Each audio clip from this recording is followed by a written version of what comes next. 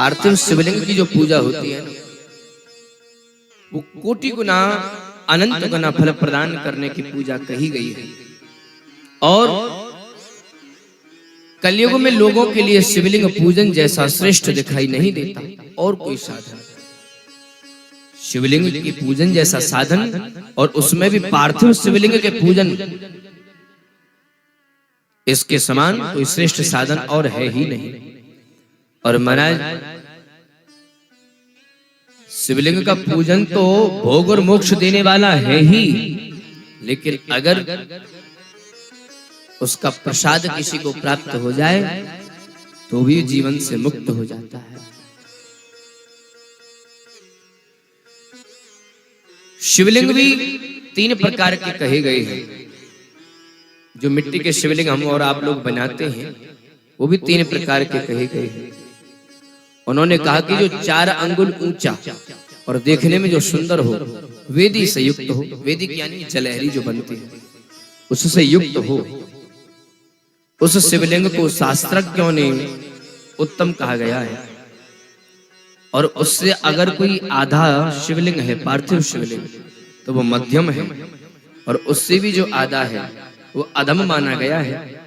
3 प्रकार के शिवलिंग कहे गए हैं। ब्राह्मण, क्षत्रिय, वैश्य और सेवक शूद्र, कोई भी क्यों न हो, वो अपने अधिकार के साथ में भगवान का पूजन अर्चन कर सकते हैं। सबके लिए कहा गया है। द्विजों के लिए वैदिक पद्धति से भगवान का पूजन अर्चन करना चाहिए। एक बात और बताई, बोले जब हम शिवलिंग का निर्माण करें तो 4 वर्णों के हिसाब से मिट्टी का भी हमें चयन करना चाहिए। ब्राह्मण, क्षत्रिय, वैश्य और सेवक 4 प्रकार के वर्ण कहे गए हैं। 4 प्रकार के वर्णों के लिए,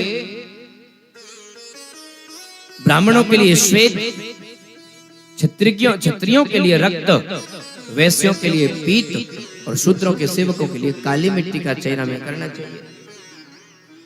और फिर बाद में कहा, बोले व्यवस्था न हो तो बोले जैसी मिट्टी मिल जाए, शिव के जो भक्त होते हैं, शिव के जो सेवक होते हैं, उसमें किसी भी प्रकार का भेद नहीं जानना चाहिए, विवाद नहीं जानना चाहिए।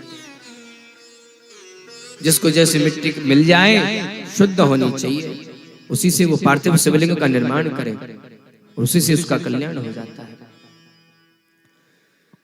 भगवान जब पार्थिव शिवलिंग का हम लोग पूजन अर्चन करते हैं तो उसी में भगवान के परकर का पूजन करना चाहिए। ईशान, जो भगवान शिव के जो गण हैं, जब हम भगवान शिव का पूजन अर्चन करते हैं तो उनके गणों का भी पूजन होता है 10 दशाओं में, जिनके नाम है ईशान, नंदी, चंड, महाकाल, भृंगी, वृष, स्कंद, कपर्दीश्वर, सोम तथा शुक्र। ये 10 गण हैं। ये भगवान शिव के परिवार हैं। भगवान शिव के समक्ष वीरभद्र और पीछे कीर्तिमुख का पूजन करना चाहिए और 11 रुद्रों की पूजा करनी चाहिए। और जब भगवान का पूजन अर्चन करें तो जो पंचाक्षर मंत्र है नमः शिवाय, उस मंत्र का जाप हमें करते रहना चाहिए। भगवान जब शिव का पूजन अर्चन करें तो भगवान शिव की जो जलहरी है वो उत्तरमुखी होनी चाहिए। और हम सब लोगों को चाहिए कि भगवान का अपने सन्मुख भगवान शिव की स्थापना कर भगवान का पूजन अर्चन करना चाहिए। पार्थिव शिवलिंग का जब हम लोग निर्माण करते हैं तो पार्थिव शिवलिंग का निर्माण कर उसकी पूजा की स्थापना करें, प्रतिष्ठा करें, उसका पूजन अर्चन करें। और पूजन अर्चन करने के बाद में उसके विसर्जन की विधि है, उसे रखना नहीं चाहिए।